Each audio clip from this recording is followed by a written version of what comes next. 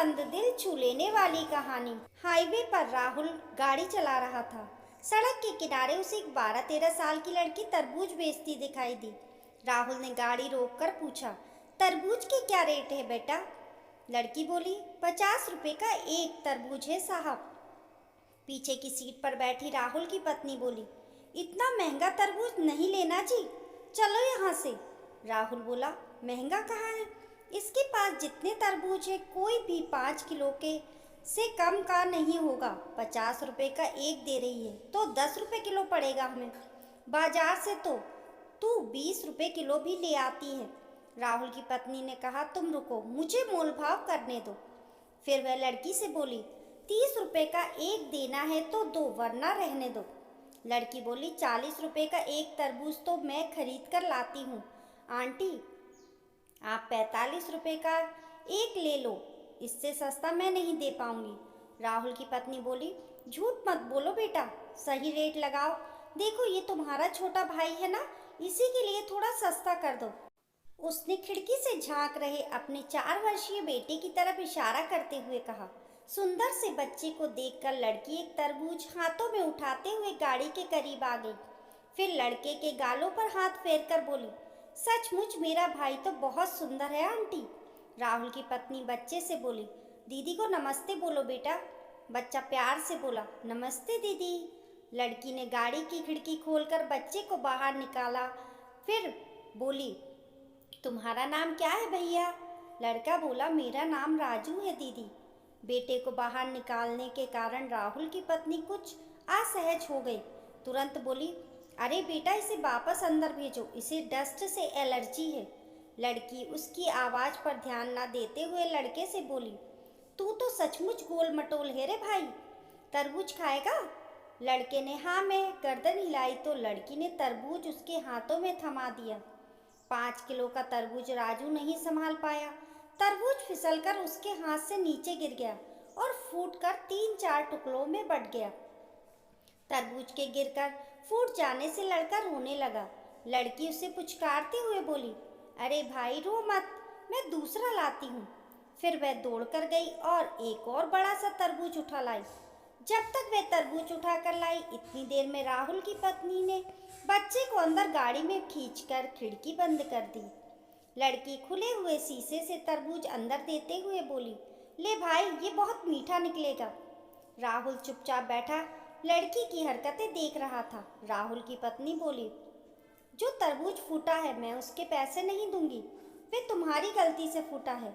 लड़की मुस्कुराते हुए बोली, उसको छोड़ो आंटी, आप इस तरबूज के पैसे भी मत देना, ये मैंने अपने भाई के लिए दिया है। इतना सुनते ही राहुल और उसकी पत्नी दोनों एक साथ चौंक पड़े। राहुल बोला, नहीं बिटिया, तुम अपने दोनों तरबूज के पैसे लो। फिर 100 का नोट उस लड़की की तरफ बढ़ा दिया। लड़की हाथ के इशारे से मना करते हुए वहाँ से हट गई और अपने बाकी बचे तरबूजों के पास जाकर खड़ी हो गई। राहुल भी गाड़ी से निकलकर वहाँ आ गया था। आते ही बोला, पैसे ले लो बेटा, वरना तुम्हारा बहुत बड़ा नुकसान हो जाएगा। लड़की बोली, माँ कहती है जब बात संबंधों की हो तो हानि लाभ नहीं देखा जाता। आपने गोलू को मेरा भाई बताया, मुझे बहुत अच्छा लगा। मेरा भी एक छोटा सा भाई था मगर।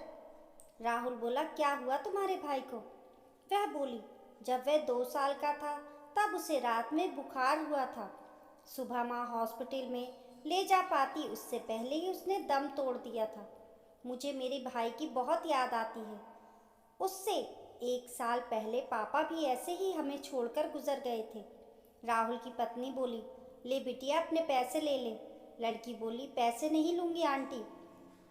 राहुल की पत्नी गाड़ी में गई, फिर अपने बैग से एक पाजेब की जोड़ी निकाली जो उसने अपनी 8 वर्षीय बेटी के लिए आज ही 3000 में खरीदी थी।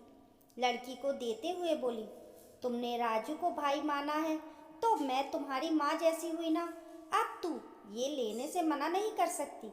लड़की ने हाथ नहीं बढ़ाया तो उसने जबरदस्ती लड़की की गोद में पाजेब रखते हुए कहा, रख ले, जब भी पहनेगी तुझे हम सब की याद आएगी। इतना कहकर वह वापस गाड़ी में जाकर बैठ गई। फिर राहुल ने गाड़ी स्टार्ट की और लड़की को बाय बोलते हुए वे चल पड़े। राहुल गाड़ी चलाते हुए सोच रहा था कि भावुकता भी क्या चीज़ है। कुछ देर पहले उसकी पत्नी 10-20 रुपए बचाने के लिए हथकंडे अपना रही थी, कुछ देर में ही इतनी बदल गई जो 3,000 की पायजेब दे आई। फिर अचानक राहुल को लड़की की एक बात याद आई, संबंधों में हानि लाभ नहीं देखा जाता। राहुल का प्रॉपर्टी के विवाद को लेकर अपने ही बड़े भाई से कोर्ट में मुकदमा चल रहा था। उसने तुरंत अपने बड़े भाई को फ़ोन मिलाया। फ़ोन उठाते ही बोला, भैया मैं राहुल बोल रहा हूँ। भाई बोल। फ़ोन क्यों किया? राहुल बोला, भैया आप वो मेन मार्केट वाली दुकान ले लो, मेरे लिए मंडी वाली छोड़ दो, और वो बड़े वाला प्लॉट भी आप ले लो, मैं छोटे वाला ले लूँगा। मैं कल ही मुकदमा वापस ले रहा हूँ। सामने से काफ़ी देर तक आवाज़ नहीं आई। फिर उसके बड़े भाई ने कहा, इससे तो तुम्हें बहुत नुकसान हो जाएगा छोटे। राहुल बोला, भैया आज मुझे समझ में आ गया है, संबंधों में हानि लाभ नहीं देखा जाता, एक दूसरे की खुशी देखी जाती है।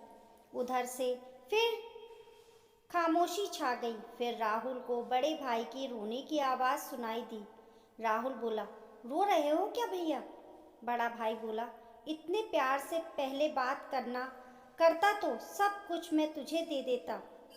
अब घर आ जा, दोनों प्रेम से बैठकर बंटवारा कर लेंगे। इतनी बड़ी कड़वाहट कुछ मीठे बोल बोलते ही न जाने कहाँ चली गई थी।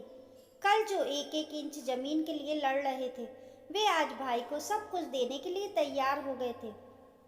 त्याग की भावना रखिए। अगर हमेशा देने को तत्पर रहोगे तो लेने वाले का भी हृदय परिवर्तित हो जाएगा।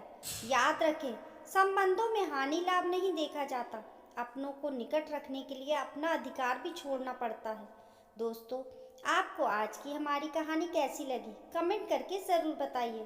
पसंद आने पर लाइक और शेयर करें। ऐसी ही अच्छी अच्छी कहानियों के लिए चैनल को सब्सक्राइब करना ना भूलें। मिलते हैं फिर एक नई कहानी के साथ, तब तक के लिए नमस्कार।